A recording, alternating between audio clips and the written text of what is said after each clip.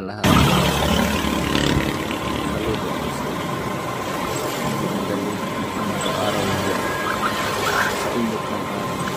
Kalakas na tulog. Kahit sa bawat pasada, may pamilyang umaasa. Ang bawat ikot ng gulong ninyo ay simbolo ng pagtsatsyatsa. Ang bawat kalsadang pinataka dahil patungo sa pag-asa.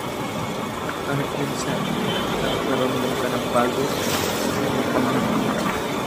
alalahan mo na hindi sayang ang bawat pagod na tapat mo pinahirap dahil ang ay nangapit ang iyong sapatis na isa.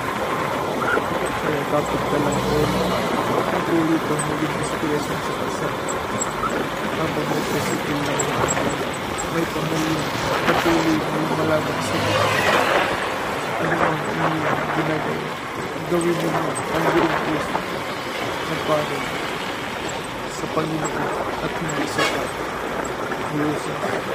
Verse 23.